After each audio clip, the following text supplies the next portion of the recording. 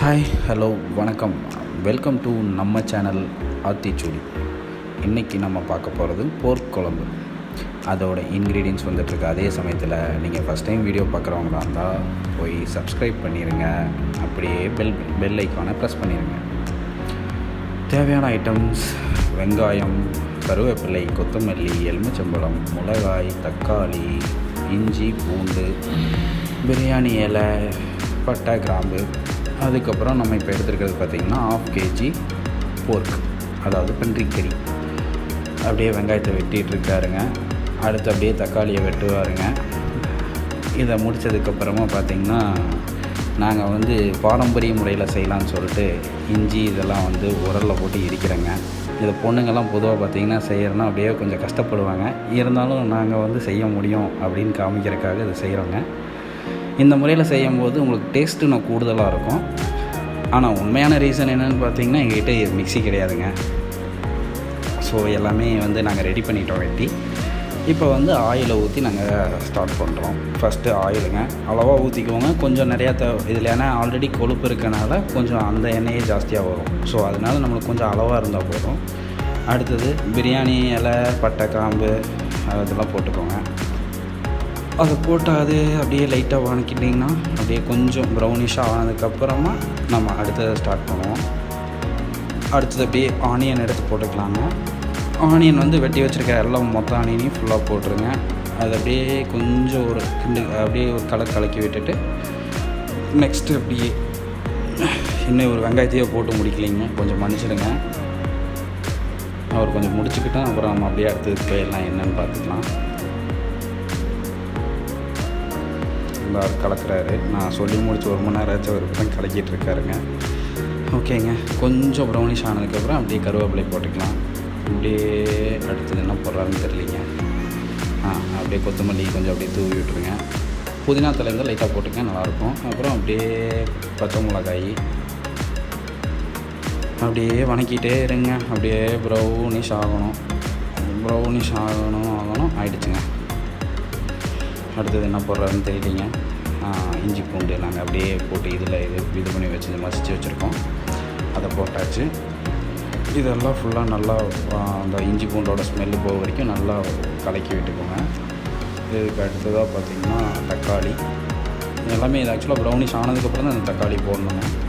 அதுக்கப்புறம் தக்காளி போட்டு சிம்மு கொஞ்சம் கம்மியாக வச்சுக்கோங்க. நாங்கள் கொஞ்சம் ஜாஸ்தியாக வச்சனால கொஞ்சம் ப்ரௌனிஷாக ஆகிடுச்சு. கீழே பார்த்திங்கன்னா அடி பிடிச்ச மாதிரி, லைட்டாக அடி பிடிச்ச மாதிரி ஆகிடுச்சு. உப்பு லைட்டாக சேர்த்துக்கிட்டிங்கன்னா கொஞ்சம் சீக்கிரம் வதங்கிடும் தக்காளியெல்லாம். ஸோ அதனால் கொஞ்சம் உப்பு சேர்த்துக்கோங்க. அதை அப்படியே கலக்கிட்டுருக்காருங்க.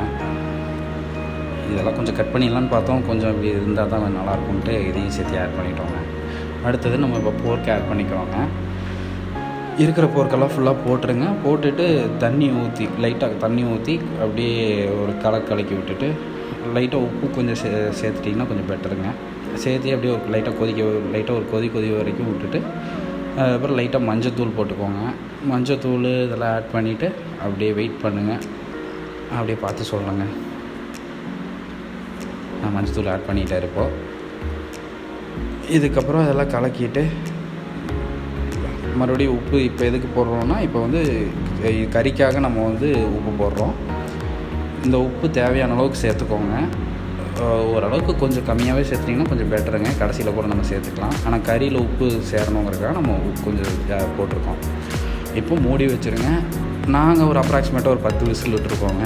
உங்கள் இதில் படி எவ்வளோ தேவைப்படுமோ அவ்வளோ விட்டுக்கோங்க. இப்போது விசில் விட்டு எடுத்தாச்சுங்க. இப்போ நம்ம அதை எடுத்து இன்னொரு பாத்திரத்துக்கு மாற்றுறோம். இது எதுக்காகனா, நம்மளுக்கு கறி நல்லா வேகணும் அப்படிங்கிறக்காக இத்தனை விசில் விட்டுருக்கோம். இந்த அளவுக்கு எவ்வளோ விசில் விட்றீங்களோ அந்தளவுக்கு நல்லா வரும். இப்போ அதை நாங்கள் இன்னொரு பாத்திரத்தில் மாற்றிட்டோம். இப்போ மாற்றிட்டு அடுத்து தேவையான மசாலாஸு இதெல்லாம் ஆட் பண்ணிக்கணுங்க. அதாவது மிளகாத்தூளுங்க. ஃபஸ்ட்டு மிளகாத்தூள் 1 டீஸ்பூன். அப்புறம் மல்லித்தூளுங்க. மல்லித்தூள் 1 ஸ்பூன்.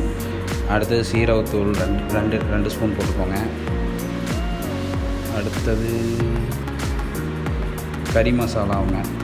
அது 1 ஸ்பூன் இல்லை 1/2 ஸ்பூன் போட்டிங்கன்னா சரியாக இருக்குங்க. உங்கள் தேவையை பொறுத்து எப்படின்னு போட்டுக்கோங்க. அடுத்தது இது நாங்களாக செஞ்சு வச்சுருக்கிற கறிக்கு மசாலுங்க.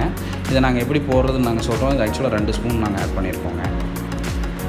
அடுத்தது பார்த்திங்கன்னா பெப்பருங்க. பெப்பர் நீங்கள் வந்து ஒரு ஸ்பூன் போட்டுக்கலாம், இல்லை கொஞ்சம் காரமாக தேவைன்னு நினச்சிங்கன்னா ஒரு 1.5 ஸ்பூன் போட்டுக்கலாங்க. இப்போ அவ்வளோதாங்க. அப்படியே கொதிக்க விடுவோம். அப்படியே கொஞ்சம் நேரம் கொதிக்க விட்டுட்டு அப்படியே எடுத்து டேஸ்ட் பாருங்கள். உப்பு கரெக்டாக இருக்கான்னு பார்த்துக்கோங்க, காரம் கொஞ்சம் கரெக்டாக இருக்கான்னு பார்த்துக்கோங்க. இதெல்லாம் பார்த்துட்டு பத்தலைன்னா லைட்டாக மசாலா போட்டுக்கோங்க, கொஞ்சம் பெப்பர் சேர்த்துக்கோங்க. இதெல்லாம் முடிச்சுட்டு நல்லா கொதித்ததுக்கப்புறமா கடைசியாக லாஸ்ட் 2 மினிட்ஸுக்கு முன்னாடி எலுமிச்சை பழத்தை புழிஞ்சு மூடி விட்டு எடுத்துருங்க. அவ்வளோதான், சூடான சுவையான கறி ரெடி. அடுத்தது அதை அப்படியே சாப்பிட்டு டேஸ்ட் பார்த்துட்டு சாப்பிட்ற ஒரு ரிவ்யூ சொல்லுவாருங்க. அதை பார்த்து தெரிஞ்சுக்கோங்க. நீங்களும் செஞ்சு பார்த்துட்டு நம்மளுக்கு கமெண்ட்ஸில் சொல்லுங்கள் எப்படி இருக்குன்ட்டு. ஏதாவது டவுட்ஸ் இருந்தாலும் நீங்கள் கமெண்ட்டில் கேளுங்க, நான் உங்களுக்கு அதுக்கு ரிப்ளை பண்ணுவோம். ஸோ பார்க்குறவங்க எல்லோரும் வீடியோ பிடிச்சிருக்கும்னு நினைக்கிறோம். ஸோ லைக் பண்ணுங்கள், ஷேர் பண்ணுங்கள், சப்ஸ்கிரைப் பண்ணுங்கள். உங்கள் ஃப்ரெண்ட்ஸ் யாராவது செய்ய தெரியாதவங்க அப்படி இருக்கவங்களுக்கெல்லாம் கொஞ்சம் ஷேர் பண்ணி விடுங்க. அதே சமயத்தில் இது உடம்புக்கு ரொம்ப குளிர்ச்சியானதுங்க. அதனால் இது எடுத்துக்கிட்டிங்கன்னா இந்த வெய்ய காலத்துக்கு உங்களுக்கு உடம்புக்கு குளிர்ச்சி நிறைய தரும். அதனால் இது எடுத்துக்கிறது ரொம்ப நல்லதுங்க. நிறைய பேர் வேண்டான்னு ஒதுக்குவாங்க. இருந்தாலும் நீங்கள் இதை வீட்டில் தான் செய்யணும்னு இல்லை, வேறு ஏதாவது. நாங்கள் வந்து பேச்சுலர்ஸுங்க, நாங்கள் அப்படியே ரூமில் அப்படியே செஞ்சு சாப்பிட்டு பார்த்துட்டு அப்படியே போட்டிருக்கோம் உங்களுக்கு. நீங்களும் நினச்சிங்கன்னா வீட்டுக்கு வெளியே வச்சு செஞ்சுக்கோங்க, வீட்டுக்குள்ளே வச்சு செய்யாதவங்க. சும்மா சாப்பிட்டு பாருங்கள், நல்லா தான் இருக்கும். உடம்புக்கு ரொம்ப குளிர்ச்சிங்க முக்கியமாக. அதுக்காக தான் இந்த வெய்ய காலத்தில் நாங்கள் இதை எடுத்து போட்டுருக்கோம். நன்றி, வணக்கம்.